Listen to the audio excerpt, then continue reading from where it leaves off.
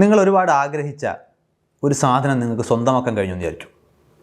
നിങ്ങളൊരു പുതിയ car വാങ്ങുന്നതോ bike വാങ്ങുന്നതോ നിങ്ങൾ ആഗ്രഹിച്ച ജോലി കിട്ടുന്നതോ അങ്ങനെ എന്തും ആകാം. ആ അനുഭവം എങ്ങനെ ഉണ്ടാവും? അത് വല്ലാതെ നമുക്കൊരു ആനന്ദം തരുന്ന ഒരു അവസരമാണ് അല്ലേ? പുതിയ കാർ വാങ്ങിയ ഒരാൾ അല്ലെങ്കിൽ പുതിയൊരു ബൈക്ക് വാങ്ങിയ ആൾ അതിനെ വളരെ ഓമനത്തോടുകൂടി നോക്കുന്നതും പിന്നെയും ഒരുപക്ഷെ തലേന്ന് വൈകുന്നേരം വാങ്ങിയതാണെങ്കിൽ പിറ്റേന്ന് രാവിലെ ഇറങ്ങി അതിന് ചുറ്റും നടന്ന് അതിനൊന്ന് നോക്കുന്നതും ഒക്കെ സാധാരണമായിട്ടുള്ള കാര്യങ്ങളാണ്. ആ ഒരു സന്തോഷം, ആ ഒരു ആനന്ദം, അത് പിന്നെ എന്താണ് സംഭവിക്കാൻ പോകുന്നത്? അത് ഓരോ ദിവസം കഴിയുന്തോറും അത് കുറഞ്ഞു വരും. നമുക്ക് ഇഷ്ടപ്പെട്ടൊരു ജോലി, വളരെ നല്ല ഒരു ജോലി നമുക്ക് കിട്ടുമ്പോൾ ആ ജോലി കിട്ടിയെന്നറിയുന്ന ആ സമയത്തുള്ള ആ ആനന്ദം, ആ പ്ലഷർ, അത് പതിയെ താഴോട്ട് പോകുന്നത് കാണാം. നമ്മളൊരു പുതിയ ഫോൺ വാങ്ങി ആദ്യം അതിനോട് തോന്നുന്ന ആ ഒരു അറ്റാച്ച്മെൻറ്റ്, ഒരു കൗതുകം, ഒരു ഇഷ്ടം, അത് പതിയെ ഇല്ലാതായി അത് വളരെ ഒരു നോർമൽ കാര്യമായിട്ട് മാറും. നമ്മുടെ ഈ പ്ലഷറിന് എന്താണ് അവിടെ സംഭവിക്കുന്നത്? നമ്മളിന്ന് സംസാരിക്കാൻ പോകുന്നത് നമ്മൾ പൊതുവിൽ ഒരേ അർത്ഥത്തിൽ ഉപയോഗിക്കുന്ന രണ്ട് വാക്കുകൾ തമ്മിലുള്ള വളരെ പ്രധാനപ്പെട്ട ഒരു വ്യത്യാസത്തെക്കുറിച്ചാണ്. ഇംഗ്ലീഷിൽ ആ വാക്കുകൾ പ്ലഷർ, ഹാപ്പിനെസ് എന്നിങ്ങനെയാണ്. അതിൻ്റെ മലയാളം നോക്കിക്കഴിഞ്ഞാൽ പ്ലഷറിനെയും ഹാപ്പിനെസ്സിനെയും നമ്മൾ ഏതാണ്ട് ഒരേ മലയാളം വാക്കുകൾ ഉപയോഗിച്ചിട്ടാണ് സൂചിപ്പിക്കുന്നത്. സന്തോഷം, ആനന്ദം, ആഹ്ലാദം, ഇങ്ങനെ പല വാക്കുകൾ. പക്ഷേ ഇവിടെ നമുക്കിതിനെ രണ്ടിനെയും രണ്ട് വ്യത്യസ്ത വാക്കുകളായിട്ട് തന്നെ മനസ്സിലാക്കണം. ഇവിടുത്തെ സൗകര്യത്തിന് വേണ്ടിയിട്ട് പ്ലഷറിനെ ആനന്ദം എന്നും ഹാപ്പിനെസ്സിനെ സന്തോഷം എന്നുമാണ് നമ്മൾ വിളിക്കാൻ പോകുന്നത്. അപ്പോൾ ഹാപ്പിനെസ്സും പ്ലഷറും തമ്മിൽ, അല്ലെങ്കിൽ ആനന്ദവും സന്തോഷവും തമ്മിലുള്ള വ്യത്യാസം എന്താണ് എന്നാണ് നമ്മളിവിടെ മനസ്സിലാക്കേണ്ടത്. നമുക്ക് ആദ്യം സംസാരിക്കേണ്ടത് ഇതിലെ പ്ലഷറിനെ കുറിച്ചാണ്. ആനന്ദം, നമ്മൾ നേരത്തെ പറഞ്ഞ പുതിയൊരു ജോലി കിട്ടുമ്പോഴോ പുതിയൊരു കാർ വാങ്ങുമ്പോഴോ അല്ലെങ്കിൽ നല്ല രസമുള്ളൊരു ഫുഡ് കഴിക്കുമ്പോഴോ നമുക്ക് പ്രണയമുള്ള ഒരാളിനോട് ഒരുമിച്ച് സമയം സ്പെൻഡ് ചെയ്യാൻ കഴിയുമ്പോഴോ ഇങ്ങനെയുള്ള സമയങ്ങളിലെല്ലാം നമുക്ക് ഉണ്ടാകുന്ന ആ എസ്കലേറ്റ് ചെയ്യപ്പെടുന്ന അനുഭവമാണ് സത്യത്തിൽ പ്ലഷർ എന്ന് പറയുന്നത്. ഈ പ്ലഷറിനെ മീഡിയേറ്റ് ചെയ്യുന്നത് ഡോപ്പമൈൻ എന്ന് പറയുന്ന ഒരു ന്യൂറോ ട്രാൻസ്മിറ്റർ കെമിക്കലാണ്. ന്യൂറോ ട്രാൻസ്മിറ്റർ എന്നുള്ളത് ഉദ്ദേശിക്കുന്നത് നമ്മുടെ മസ്തിഷ്കത്തിൻ്റെ അടിസ്ഥാനം എന്ന് പറയുന്നത് നാഡീകോശങ്ങളായിട്ടുള്ള ന്യൂറോൺസാണ്. ഈ ന്യൂറോൺസ് തമ്മിൽ കമ്മ്യൂണിക്കേറ്റ് ചെയ്യുന്നത് എപ്പോഴും ന്യൂറോ ട്രാൻസ്മിറ്ററുകൾ എന്ന് പറയുന്ന കെമിക്കൽസിൻ്റെ വഴിയാണ്. നമ്മുടെ മസ്തിഷ്കത്തിൻ്റെ അടിസ്ഥാന ഘടകം എന്ന് പറയുന്നത് ന്യൂറോണുകളാണ്, നാഡീകോശങ്ങളാണ്, നമുക്ക് എല്ലാവർക്കും അറിയാം. ഈ ന്യൂറോണുകൾക്ക് ഇടയിൽ ഒരു ചെറിയ ഗ്യാപ്പ് എപ്പോഴും ഉണ്ടാവും. അതായത് ന്യൂറോണുകൾക്കുള്ളിൽ ഈ നാഡീ സന്ദേശങ്ങൾ പോകുന്നത് ഇലക്ട്രിക്കൽ സിഗ്നലുകളായിട്ടാണെങ്കിൽ ഒരു ന്യൂറോണിൽ നിന്നും അടുത്ത ന്യൂറോണിലേക്ക് പോകണമെന്നുണ്ടെങ്കിൽ അവിടെ ഒരു ഡയറക്റ്റ് കണക്ഷൻ ഇല്ല. ഈ ഇലക്ട്രിക്കൽ സിഗ്നലിന് അപ്പുറത്തേക്ക് പോകാൻ കഴിയില്ല. പകരം ഈ ഒരു ന്യൂറോൺ അവസാനിക്കുന്നിടത്ത് നിന്നും ഈ സിഗ്നലിനെ അടുത്ത ന്യൂറോണിലേക്ക് കൊണ്ടുപോകുന്നത് ന്യൂറോ ട്രാൻസ്മിറ്ററുകൾ എന്ന് പറഞ്ഞ കെമിക്കൽസാണ്. ഈ കെമിക്കൽസ് പല തരമുണ്ട്. ഇതിൽ ഏത് തരം കെമിക്കലാണ് അപ്പുറത്തേക്ക് പോകുന്നതെന്നനുസരിച്ചിട്ടാണ് ആ സിഗ്നലിൻ്റെ സ്വഭാവം മാറുന്നത്. ഈ രണ്ട് ന്യൂറോണുകൾക്കിടയിലുള്ള വിടവിനെ നമ്മൾ സിനാപ്റ്റിക് വിടവ് എന്നാണ് വിളിക്കുന്നത്. ആ പ്രദേശത്തെ ആ എൻഡിനെ നമ്മൾ സിനാപ്സ് എന്നാണ് വിളിക്കുന്നത്. അപ്പോൾ ഈ സിനാപ്റ്റിക് വിടവുകളിലൂടെ സന്ദേശം കൊണ്ടുപോകുക എന്ന് പറഞ്ഞ പ്രധാനപ്പെട്ട ജോലിയാണ് ഈ ന്യൂറോ ട്രാൻസ്മിറ്ററുകൾ ചെയ്യുന്നത്. ആ ന്യൂറോ ട്രാൻസ്മിറ്ററുകളുടെ ഗണത്തിൽപ്പെട്ട ഏറ്റവും പ്രധാനപ്പെട്ട ഒരു ന്യൂറോ ട്രാൻസ്മിറ്ററാണ് ഡോപ്പമൈൻ എന്ന് പറയുന്നത്. ഈ ഡോപ്പമൈൻ ഏറ്റവും പ്രധാനപ്പെട്ടതാണെന്ന് പറയുന്നത് ഇതാണ് നമ്മുടെ മസ്തിഷ്കത്തിലെ റിവാർഡ് സെൻറ്ററുകളുടെ അടിസ്ഥാനം. റിവാർഡ് സെൻറ്റർ എന്ന് പറഞ്ഞാൽ ഒരു പ്രത്യേക പ്രവൃത്തി ചെയ്യുമ്പോൾ, ഒരു ആക്ഷൻ നമ്മൾ ചെയ്യുമ്പോൾ അത് പിന്നെയും ചെയ്യണമെന്ന് തോന്നുന്നുള്ള മോട്ടിവേഷൻ ഉണ്ടാക്കുന്നത് ഈ റിവാർഡിൻ്റെ ഒരു കനമാണ്. എത്രത്തോളം ഡോപ്പമൈൻ അവിടെ റിലീസ് ചെയ്യപ്പെട്ടോ അത്രത്തോളം അത് നമുക്ക് റിവാർഡിംഗ് ആയിട്ട് ഫീൽ ചെയ്യും. നമുക്ക് അത് തരുന്ന ഫീഡ്ബാക്ക് പിന്നെയും ചെയ്യണമെന്ന് തോന്നിക്കുന്ന ഒരു മോട്ടിവേഷൻ ആയിരിക്കും. അപ്പോൾ നമ്മുടെ അതിജീവനത്തിന് വളരെ അത്യാവശ്യം വേണ്ട ഒന്നാണ്. നമ്മൾ ആഹാരം കഴിക്കുമ്പോഴോ സെക്സിൽ ഏർപ്പെടുമ്പോഴോ നമ്മൾ സാമൂഹിക ബന്ധങ്ങളിൽ ഏർപ്പെട്ടിട്ട് നമ്മൾ എന്തെങ്കിലും റെക്കഗ്നിഷൻ നേടുമ്പോഴോ ഇങ്ങനെ പെട്ടെന്ന് സന്തോഷം തോന്നുന്ന കാര്യങ്ങളെല്ലാം ഈ സന്തോഷകരമായിട്ട് അല്ലെങ്കിൽ ഈ ആനന്ദം നമുക്ക് തരുന്നത്, പ്ലഷറബിളായിട്ട് നമുക്ക് തോന്നുന്നതിനുള്ള കാരണം ഈ ഡോപ്പമൈൻ റിലീസാണ്. ഇതാണ് നമ്മുടെ ഈ പ്ലഷർ എന്ന് പറയുന്ന ആനന്ദത്തിൻ്റെ അടിസ്ഥാനം. പക്ഷേ ഇവിടെ ഒരു കുഴപ്പമുണ്ട്. ഈ റിവാർഡിംഗ് ആയിട്ടുള്ള ഡോപ്പമൈൻ റിലീസ് എന്ന് പറയുന്നത് ന്യൂറോണുകളെ സംബന്ധിച്ചിടത്തോളം ഒരു എനർജറ്റിക് പ്രോസസ്സാണ്. ഈ ന്യൂറോണുകൾക്ക് ഈ ഡോപ്പമൈൻ റിലീസ് ചെയ്യുന്നതിന് കുറച്ച് എനർജി ചിലവുണ്ട്. ഈ ഡോപ്പമിൻ ഒരു എക്സൈറ്ററി ബിഹേവിയറാണ് കാണിക്കുന്നത്. അത് ഉത്തേജിപ്പിക്കുകയാണ് ചെയ്യുന്നത്. എപ്പോഴും അടുത്ത ന്യൂറോൺസിനെ അത് ഉത്തേജിപ്പിക്കും. അത് നമുക്ക് പിന്നെയും വേണമെന്ന് തോന്നുന്ന രീതിയിൽ ഇത് എക്സൈറ്റ് ചെയ്തുകൊണ്ടേയിരിക്കും. കൂടുതൽ ഡോപ്പമിൻ റിലീസ് ചെയ്യുമ്പോൾ ഇതിൻ്റെ റിസീവിങ് എൻഡിലുള്ള ന്യൂറോൺ ഈ കൂടുതൽ ഡോപ്പമിനെ അകത്തേക്ക് എടുക്കണം. അതിന് ഒരു റിസപ്റ്റർ എന്ന് പറയുന്ന രാസവസ്തുവാണ് ഇത് ചെയ്യുന്നത്. ഈ റിസീവ് ചെയ്യുന്നതും റിലീസ് ചെയ്യുന്നതും ഒക്കെ കൂടുതൽ എനർജി ചിലവുള്ളൊരു പ്രോസസ്സാണ്. അപ്പോൾ അതുകൊണ്ട് തന്നെ നമുക്ക് റിവാർഡിംഗ് ആയിട്ട് തോന്നുന്ന ഈ ആക്ടിവിറ്റീസ് ചെയ്യുമ്പോൾ കൂടുതൽ ന്യൂറോൺസ് കൂടുതൽ ഡോപ്പമിൻ പുറത്തേക്ക് റിലീസ് ചെയ്ത് കഴിഞ്ഞാൽ അവിടുത്തെ ഈ ന്യൂറോണുകൾക്ക് ഒരു ക്ഷീണം, ഒരു ഫെറ്റീഗ് തോന്നും. ഇത് ഒഴിവാക്കാൻ വേണ്ടി, അതായത് ഈ ഓവർ എക്സൈറ്റേഷൻ ഒഴിവാക്കാൻ വേണ്ടി ന്യൂറോണുകൾക്ക് ചെയ്യേണ്ടി വരുന്ന ഒരു പ്രക്രിയ എന്ന് പറയുന്നത് ഡൗൺ റെഗുലേഷൻ. ഡൗൺ റെഗുലേഷൻ എന്ന് പറഞ്ഞു കഴിഞ്ഞാൽ ഈ റിസപ്റ്റേഴ്സിൻ്റെ അളവ് ഇവരങ്ങ് കുറയ്ക്കും. അതായത് സാധാരണഗതിയിൽ 10 വാതിലുകളുണ്ട്. ഈ വാതിലുകളിൽ കൂടിയാണ് ഈ ന്യൂറോ ട്രാൻസ്മിറ്റർ അകത്തേക്ക് വരുന്നുണ്ടെങ്കിൽ ഈ റിസീവിങ് എൻഡിലുള്ള ന്യൂറോൺ നോക്കുമ്പോൾ ഒരുപാട് ഡോപ്പമിൻ വരുന്നതായിട്ട് തോന്നിക്കഴിഞ്ഞാൽ ഈ ന്യൂറോൺ ഈ കുറേ വാതിലുകൾ അടയ്ക്കും എന്ന് വേണമെങ്കിൽ ഒരു ഉപമയ്ക്ക് പറയാം. അതായത് അവരുടെ ഈ റിസപ്റ്റേഴ്സിൻ്റെ അളവ് കുറയ്ക്കുന്നു. അങ്ങനെ ഡൗൺ റെഗുലേഷൻ ഉണ്ടാകുന്നു. ഈ ഡൗൺ റെഗുലേഷൻ്റെ ഒരു അനന്തരഫലം എന്ന് പറയുന്നത് അതേ റിവാർഡ് ഇനി ഉണ്ടാക്കണമെന്നുണ്ടെങ്കിൽ കൂടുതൽ ഡോപ്പമിൻ റിലീസ് ചെയ്യണം. ആ കൂടുതൽ ഡോപ്പമിൻ റിലീസ് ചെയ്യണമെന്നുണ്ടെങ്കിൽ അത് എന്ത് ആക്ടിവിറ്റി ആണോ ആ ഡോപ്പമിൻ റിലീസിന് കാരണമായത് അത് കൂടിയ അളവിൽ നടക്കണം. ഈ പറഞ്ഞു വരുന്ന ട്രാക്ക് മനസ്സിലാക്കിയാൽ ഒരു കാര്യം മനസ്സിലാവും. നിങ്ങൾക്ക് സന്തോഷം തരുന്ന ഒരു ആക്ടിവിറ്റി, ഈ ഡോപ്പമിൻ റിലീസിന് കാരണമാകുന്ന ഒരു ആക്ടിവിറ്റി നിങ്ങൾ നിരന്തരം ചെയ്തുകൊണ്ടിരുന്നാൽ ആ ആക്ടിവിറ്റി കൂടുതൽ ചെയ്താൽ മാത്രമേ നേരത്തെ തോന്നി അത്രയും റിവാർഡ് പിന്നെ ഉണ്ടാക്കാൻ കഴിയൂ. എവിടെങ്കിലും ഇത് സമാനമായിട്ടുള്ള ഒരു വാചകം അല്ലെങ്കിൽ ഒരു പ്രതിഭാസം കേട്ടിട്ടുണ്ടോ? അഡിക്ഷൻ. നമ്മൾ ആൽക്കഹോളിസം എന്നൊക്കെ പറയുന്ന മദ്യപാനത്തോട് ആസക്തി തോന്നുന്ന ആളുകളിലേക്ക് നോക്കിക്കഴിഞ്ഞാൽ അവിടെ എന്താണ് സംഭവിക്കുന്നത്? മദ്യപാനികൾക്കതറിയാം. സ്ഥിരമായി മദ്യപിക്കുന്ന ആളുകൾക്ക് ആദ്യം മദ്യപിക്കുമ്പോൾ ഒരല്പം കഴിച്ചാൽ തോന്നിയിരുന്ന അനുഭവം, അതൊരു റിവാർഡിങ് അനുഭവം ആയതുകൊണ്ടാണല്ലോ പിന്നെയും ആളുകൾ അത് ചെയ്യാൻ ശ്രമിക്കുന്നത്. ആദ്യമായിട്ട് മദ്യപിക്കുന്ന ആളിന് ഒരല്പം മദ്യം കൊണ്ട് കിട്ടിയിരുന്ന അനുഭവം പിന്നീട് ഉണ്ടാക്കണമെന്നുണ്ടെങ്കിൽ കൂടുതൽ മദ്യം അകത്ത് ചെന്നാലേ സാധിക്കൂ. അപ്പോൾ ചില ആളുകളെ കുറിച്ച് നമ്മൾ പറയുന്നത് അയാൾ ടാങ്കാണെന്ന് പറയാറുണ്ട്. അയാൾ കൂടുതൽ മദ്യം അയാൾക്ക് കഴിക്കാൻ കഴിയും. അതൊരു കഴിവായിട്ട് ആൾക്കാർ പറയാറുണ്ട്. പല സിനിമകളിലും മദ്യപാനം കോമ്പറ്റീഷനായിട്ടൊക്കെ കാണാറുണ്ട്. എങ്ങനെയാണ് ഒരു കോമ്പറ്റീഷനിൽ പങ്കെടുക്കാൻ കഴിയുന്ന വിധം കൂടുതൽ മദ്യം നിങ്ങൾക്ക് കഴിക്കാൻ കഴിയുന്നത്? അത് നിങ്ങളുടെ മസ്തിഷ്കത്തിലെ ന്യൂറോണുകൾ ഡൗൺ റെഗുലേറ്റ് ചെയ്ത് ആദ്യം മദ്യം ഉണ്ടാക്കിയിരുന്ന ആനന്ദം എന്ന് പറയുന്ന അനുഭവം ഉണ്ടാക്കാൻ കൂടുതൽ മദ്യം ആവശ്യമായി വരുന്നു എന്നുള്ളതാണ് സംഭവിക്കുന്നത്. അത് ഈ ന്യൂറോണുകൾ ഓവർ എക്സൈറ്റഡ് ആയി പോകുന്ന തടയാൻ വേണ്ടി നമ്മുടെ മസ്തിഷ്കം സ്വീകരിക്കുന്ന ഒരു ഡൗൺ റെഗുലേഷൻ മെക്കാനിസമാണ്. ഇതുകൊണ്ടാണ് ആനന്ദം നിൽക്കാത്തത്. ഇതുകൊണ്ടാണ് ഈ ആനന്ദം എന്ന് പറയുന്ന പ്രക്രിയ ന്യൂറോണുകളുടെ ടോളറൻസ് എന്ന് പറയുന്ന അവസ്ഥയിലേക്ക് പോകുന്നത്. അതായത് പഴയ അളവ് പോരാ, കൂടുതൽ അളവിൽ ആ ആക്ടിവിറ്റി നടന്നാൽ മാത്രമേ ആ ആനന്ദം ഉണ്ടാക്കാൻ സാധിക്കൂ. ചില സമയങ്ങളിൽ ഈ റിവാർഡ് സെൻറ്ററുകൾ ഈ പ്രത്യേക കെമിക്കൽസ് കാരണം ഹൈജാക്ക് ചെയ്യപ്പെടുമ്പോഴാണ് അത് അഡിക്ഷനിലേക്ക് പോകുന്നത്. അതായത് നിങ്ങളുടെ മസ്തിഷ്ക കോശങ്ങൾ ഈ ഡോപ്പമിൻ റിലീസിന് കാരണമാകുന്ന വസ്തുവിലോ ആക്ടിവിറ്റിയിലോ ഡിപ്പെൻഡൻ്റ് ആകാൻ തുടങ്ങുന്നു, ആശ്രയിക്കാൻ തുടങ്ങുന്നു. അപ്പോൾ കൂടുതൽ അത് ആവശ്യമായിട്ട് വരും. നിങ്ങൾക്ക് ഈ ആനന്ദം ഉണ്ടാക്കണമെന്നുണ്ടെങ്കിൽ അത് പിന്നെയും നിങ്ങൾ സീക്ക് ചെയ്യാൻ തുടങ്ങും. ആ ആശ്രിതത്വമാണ് അഡിക്ഷനിലേക്ക് നയിക്കുന്നത്. നിങ്ങളുടെ റിവാർഡ് സെൻറ്റർ, നിങ്ങളുടെ റിവാർഡ് മെക്കാനിസത്തെ ഈ വസ്തുവോ ഈ ആക്ടിവിറ്റിയോ ഹൈജാക്ക് ചെയ്യുന്നു. ഇപ്പോൾ ടെക്നോളജി, ഗാംബ്ലിങ്ങിനോട്, ചൂതാട്ടത്തോട് അഡിക്ഷനുള്ള ആളുകളുണ്ട്. അതായത് അത് ആദ്യമൊക്കെ അതിൽ നിന്നും അവർക്കൊരു പ്ലഷർ കിട്ടുന്നുണ്ടാകും. അവർ ആ പ്ലഷറിന് വേണ്ടി കൂടുതൽ ചെയ്യുന്നു. കൂടുതൽ പ്ലഷർ റിസീവ് ചെയ്യാൻ ശ്രമിക്കും തോറും ഈ ഡോപ്പമിൻ കൂടുതൽ റിലീസ് ചെയ്യേണ്ട ആവശ്യം വരും. അപ്പോൾ മസ്തിഷ്ക കോശങ്ങൾ അതിനെ ഡൗൺ റെഗുലേറ്റ് ചെയ്യും. അപ്പോൾ അത് കൂടുതൽ ചെയ്താൽ മാത്രമേ ആദ്യം തോന്നിയ സന്തോഷം കിട്ടൂ. പിന്നെ അത് ചെയ്തുകൊണ്ടേയിരിക്കും. ഇങ്ങനെയാണ് ഇത് അഡിക്ഷനിലേക്ക് പോകുന്നത്. ഇത് ഡോപ്പമിൻ എന്ന് പറയുന്ന രാസവസ്തുവിൻ്റെ അല്ലെങ്കിൽ അതിൻ്റെ റിലീസും അതിൻ്റെ റീഅപ്ടേക്കും അതെങ്ങനെയാണ് രണ്ട് ന്യൂറോണുകളെ തമ്മിൽ ബന്ധിപ്പിക്കുന്നത്, അതെങ്ങനെയാണ് ഒരു ന്യൂറോണിനെ എക്സൈറ്റ് ചെയ്യുന്നത് എന്നുള്ള ഡോപ്പമിൻ്റെ സ്വഭാവമായിട്ട് ബന്ധപ്പെട്ടാണ് നമ്മൾ ഈ പറഞ്ഞ കാര്യം നിൽക്കുന്നത്.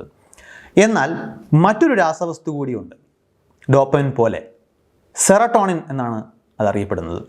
സെറട്ടോണിനും ഒരു രീതിയിൽ നമുക്ക് ഒരു വെൽനെസ് തരുന്ന അല്ലെങ്കിൽ വെൽനെസ്സിൻ്റെ അനുഭവം തരുന്ന ഒരു ന്യൂറോ ട്രാൻസ്മിറ്ററാണ്.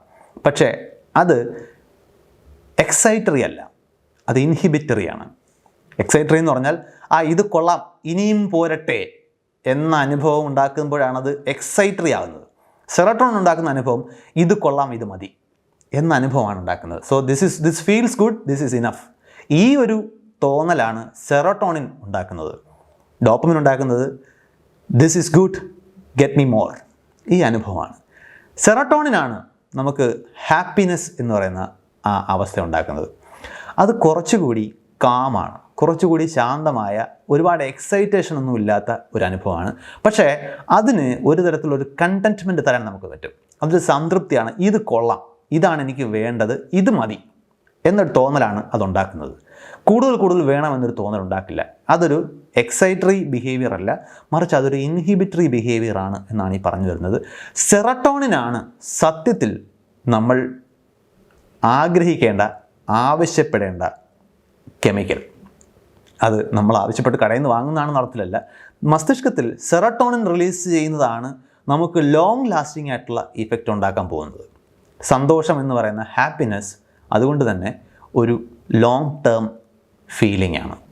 അത് വലിയ എക്സൈറ്ററി ആയിട്ടോ അല്ലെങ്കിൽ വലിയ ഡ്രാമാറ്റിക് ആയിട്ടുള്ളൊരു അനുഭവമല്ല, പക്ഷേ അത് നമുക്ക് ഒരു ലോങ് ടേം വെൽബീയിങ് തരും. നമ്മുടെ മസ്തിഷ്കത്തിൻ്റെ ഏറ്റവും ഫ്രണ്ടിലുള്ള പ്രീ ഫ്രോണ്ടൽ കോർട്ടക്സ് എന്ന് പറയുന്നൊരു ഭാഗമുണ്ട്. അതാണ് പലപ്പോഴും നമ്മുടെ ഈ വരും വരായികളെക്കുറിച്ച് ചിന്തിച്ച് തീരുമാനമെടുക്കാൻ നമ്മളെ സഹായിക്കുന്നത്. അത് നമ്മുടെ മസ്തിഷ്കത്തിൻ്റെ വികാസത്തിൽ ഏറ്റവും അവസാനം മാത്രം വികാസം പ്രാപിക്കുന്ന ഒരു ഭാഗമാണ്. ഒരു 20, 23, 25 വയസ്സിലൊക്കെയാണ് സാധാരണഗതിയിൽ ആളുകൾക്ക് ഈ പ്രീ ഫ്രോണ്ടൽ കോർട്ടക്സൊക്കെ അല്പം ഒന്ന് വികസിക്കുന്നതെന്നാണ് പൊതുവെ പഠനങ്ങൾ പറയുന്നത്. അതുകൊണ്ട് തന്നെ ഒരു 20 വയസ്സിൽ ഒരു ആൺകുട്ടി ചെയ്യുന്ന പല അഭ്യാസങ്ങളും 25 വയസ്സിന് ശേഷം അയാൾ ചെയ്യില്ല. അത് അഭ്യാസങ്ങൾ നടത്താനുള്ള കഴിവ് നഷ്ടപ്പെടുന്നതുകൊണ്ടല്ല, മറിച്ച് ആ അഭ്യാസങ്ങളുടെ വരും വരായികളെക്കുറിച്ച് കൂടി അയാൾ ചിന്തിക്കുന്നത് കൊണ്ട് അയാളത് ചെയ്യാൻ മടിക്കും എന്നുള്ളതുകൊണ്ടാണ്. ഒരു കാം ഫുൾഫില്ലിംഗ് അവസ്ഥ തരുന്ന സെറട്ടോണിനാണ് ഈ ഏരിയയിൽ പ്രവർത്തിക്കുന്ന ഹോർമോൺ, അല്ലെങ്കിൽ ഈ ഒരു രാസവസ്തുവാണ് നമുക്ക് ഹാപ്പിനെസ് പ്രദാനം ചെയ്യുന്നത്. ആവർത്തിക്കുന്നു, അത് ഒരു ഇൻഹിബിറ്ററി ബിഹേവിയറാണ്. അത് മതിയായി, ഇനഫ് എന്ന് പറയുന്ന ഒരു സിഗ്നലാണ് കൊടുക്കുന്നത്. അപ്പോൾ ഈ ഹാപ്പിനെസ്സും പ്ലഷറും തമ്മിൽ നമ്മൾ ഇതുവരെ പറഞ്ഞത് വെച്ച് നോക്കിക്കഴിഞ്ഞാൽ ചില പ്രധാനപ്പെട്ട വ്യത്യാസങ്ങളുണ്ട്. ഏറ്റവും പ്രധാനപ്പെട്ട വ്യത്യാസം, ഈ പ്ലഷർ എന്ന് പറയുന്നത് ഒരു ഷോർട്ട് ടേം അനുഭവമാണ്. അത് ഉണ്ടായി അതങ്ങ് അവസാനിക്കും. അതുകൊണ്ടാണ് നിങ്ങൾ പുതിയ ബൈക്കോ കാറോ ഫോണോ ഒക്കെ വാങ്ങിക്കഴിഞ്ഞാൽ അപ്പോൾ തരുന്ന ആ സന്തോഷം നിങ്ങൾക്ക് നീണ്ടു നിൽക്കാത്തത്, അത് പതിയെ താഴേക്ക് പോകും. നമ്മുടെ മസ്തിഷ്കത്തിന് എപ്പോഴും അതിൻ്റെ ഒരു ബേസ് ലെവൽ ഹാപ്പിനെസ്സിലേക്ക് തിരിച്ചു പോകാനുള്ള ഒരു പ്രവണതയുണ്ട്. ഇതിനാണ് നമ്മൾ ഹെഡോണിക് ട്രെഡ്മിൽ എന്ന് വിളിക്കുന്നത്. നമ്മൾ വല്ലാതെ വിഷമിക്കുന്നൊരു സാഹചര്യം ഉണ്ടായാലും, നമുക്ക് വളരെ പ്രധാനപ്പെട്ട പ്രിയപ്പെട്ട ഒരാൾ മരണപ്പെട്ടു എന്ന് കരുതിക്കോളൂ, നമുക്ക് വല്ലാതെ വിഷമം തോന്നും. നമ്മൾ ചിലപ്പോൾ ഡിപ്രഷനിലേക്ക് തന്നെ പോയെന്നിരിക്കും. പക്ഷേ പതിയെ നമ്മുടെ മൈൻഡ് ആ പഴയ ഹാപ്പിനെസ് ലെവലിലേക്ക് തിരിച്ചു വരും. അതുപോലെ തന്നെയാണ് നമുക്ക് വളരെ സന്തോഷം തരുന്ന ഒരു ജോലി കിട്ടുന്നതുപോലുള്ള, നേരത്തെ പറഞ്ഞതുപോലുള്ള വളരെ റിവാർഡിംഗ് ആയിട്ടുള്ള അനുഭവങ്ങൾ ഉണ്ടാകുമ്പോൾ തോന്നുന്ന സന്തോഷവും അത് പതിയെ താഴേക്ക് പോകും. നമ്മളുടെ ഒരു സാമ്പത്തിക അവസ്ഥയിലേക്ക് നമ്മൾ ആലോചിക്കുമ്പോൾ ഒരുപക്ഷെ വളരെ ധനികരായിട്ടുള്ള മനുഷ്യർ വളരെയധികം സന്തുഷ്ടരാണ്, അല്ലെങ്കിൽ സന്തോഷത്തോടുകൂടി ജീവിക്കുന്നവരാണ് നമുക്ക് തോന്നിയേക്കും. പക്ഷേ സയൻസ് നമ്മളോട് പറയുന്നത് അതങ്ങനെയല്ല. അവർക്കും നമുക്കും സന്തോഷത്തിൻ്റെ അളവ് ഏതാണ്ട് ഒരുപോലെ ആയിരിക്കും. കാരണം നിങ്ങൾ തുടർച്ചയായി വരുമാനം കൂടി വലിയൊരു ധനികനായി കഴിഞ്ഞാൽ നിങ്ങളുടെ ജീവിതത്തിൽ പിന്നെ ഉണ്ടാകുന്ന മാറ്റങ്ങൾക്ക്, നിങ്ങൾ പണ്ടൊരിക്കൽ ഉണ്ടാക്കിയിരുന്ന മാറ്റങ്ങൾ, അല്ലെങ്കിൽ നിങ്ങൾക്ക് 10,000 രൂപ കിട്ടുമ്പോൾ പണ്ട് തോന്നിയിരുന്ന സന്തോഷം നിങ്ങളൊരു കോടീശ്വരനായി കഴിഞ്ഞാൽ ആ 10,000 രൂപയ്ക്ക് ഉണ്ടാക്കാൻ കഴിയില്ല. നിങ്ങളുടെ ബേസ് ലെവൽ അതിനനുസരിച്ചിട്ട് പിന്നെയും അഡ്ജസ്റ്റ് ആയിക്കൊണ്ടിരിക്കും. അപ്പോൾ പ്ലഷർ ഒരു ഷോർട്ട് ടേം എഫക്റ്റാണ്, എന്നാൽ ഹാപ്പിനെസ് എന്ന് പറയുന്ന സന്തോഷം ഒരു ലോങ് ടേം അനുഭവമാണ്. അതുപോലെ പ്ലഷർ കൂടുതൽ വിസറലാണെന്ന് പറയാം. അതായത് നമ്മുടെ ശരീരത്തിൽ നമുക്ക് അനുഭവിക്കാൻ കഴിയും സന്തോഷം. പ്ലഷർ എന്ന് പറയുന്ന ആനന്ദം നമ്മുടെ ശരീരത്തിൽ നമുക്ക് എക്സൈറ്റേഷനായിട്ടും നമ്മുടെ ശ്വാസമെടുപ്പിലുള്ള വ്യത്യാസമായിട്ടും ബ്ലഡ് സർക്കുലേഷനുള്ള വ്യത്യാസമായിട്ടും ഒക്കെ നമ്മുടെ ശരീരത്തിൽ ഇത് ഒരു അനുഭവമായിട്ട് നമുക്ക് ഫിസിക്കലായിട്ട് ഫീൽ ചെയ്യും. പക്ഷേ ഹാപ്പിനെസ് അങ്ങനെ അല്ല. അത് കൂടുതലും ഒരു സൈക്കോളജിക്കലാണ്. അത് കൂടുതൽ കാമായിട്ടുള്ള ഒരു അനുഭവമാണ്. ഇനി ഇവയുടെ സ്രോതസ്സുകളാണ്. പ്ലഷറിന് ഒരു പ്രത്യേകതയുണ്ട്. അത് നിങ്ങൾക്ക് വസ്തുക്കളിൽ നിന്നും കിട്ടും. അതായത് ആൽക്കഹോളോ മറ്റെന്തെങ്കിലുമൊക്കെ കെമിക്കൽ സബ്സ്റ്റൻസസോ ഒക്കെ ഉപയോഗിച്ച് നിങ്ങൾക്ക് ശരീരത്തിന് പ്ലഷർ ഉണ്ടാക്കിക്കാൻ സാധിക്കും. ഹാപ്പിനെസ് നിങ്ങൾക്ക് അങ്ങനെ ഉണ്ടാക്കാൻ കഴിയില്ല. ഹാപ്പിനെസ് പതിയെ നിങ്ങളുടെ മസ്തിഷ്കം സിന്തസൈസ് ഉണ്ടാക്കുന്ന ഒന്നാണ്. അത് നേരത്തെ പറഞ്ഞതുപോലെ സ്ലോ ആണ്, കാമാണ്, ഫുൾഫില്ലിംഗ് ആണ്, ലോങ് ടേം ആണ്. അതിന് നിങ്ങൾക്ക് സബ്സ്റ്റൻസിൽ നിന്നും ഡിറൈവ് ചെയ്തെടുക്കാൻ സാധിക്കില്ല.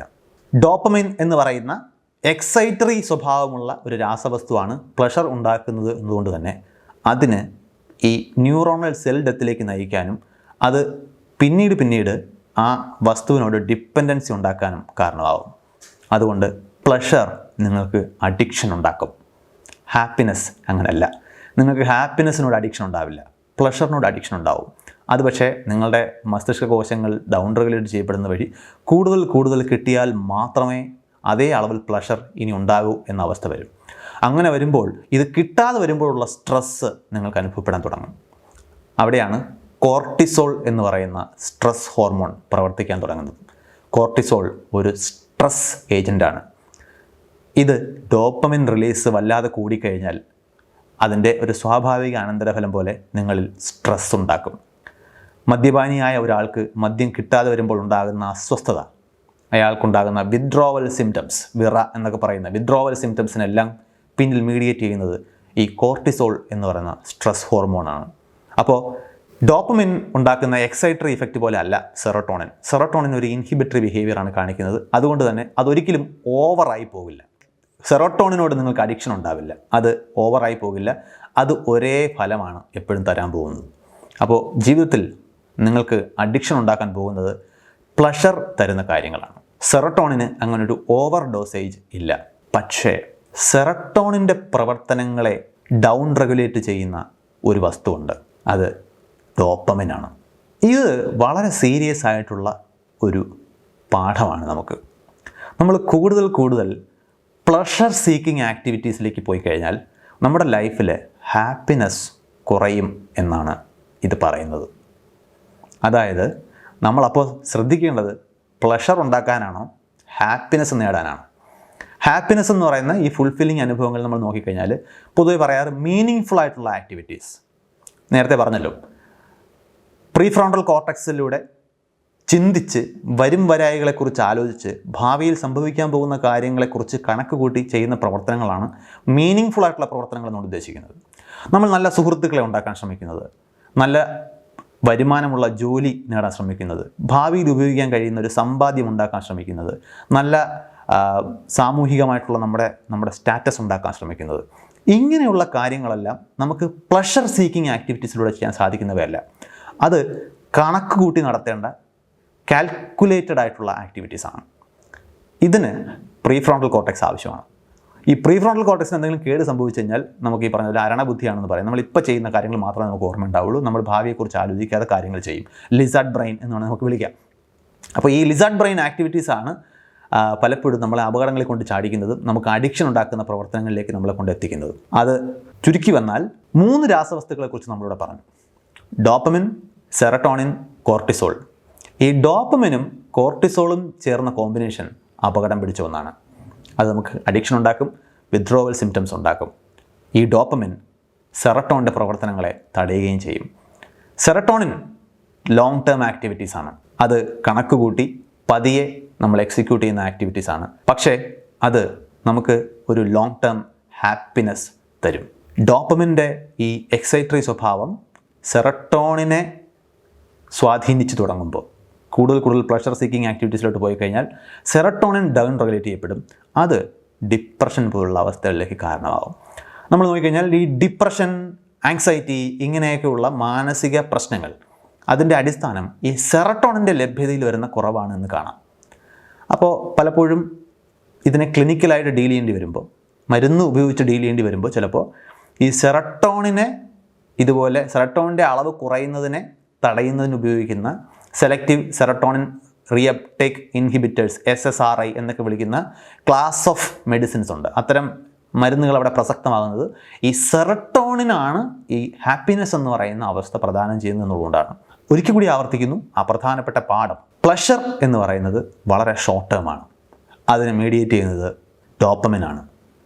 അതുകൊണ്ട് തന്നെ പ്ലഷർ തരുന്ന ആക്ടിവിറ്റീസിന് അതിനെ പിടിച്ചു നിർത്താനുള്ള കഴിവില്ല. ഡോപ്പമിൻ്റെ ആക്ടിവിറ്റി ഷോർട്ട് ടേം ആയതുകൊണ്ട് അത് പതിയെ പഴയ അവസ്ഥയിലേക്ക് തിരിച്ചു പോകും.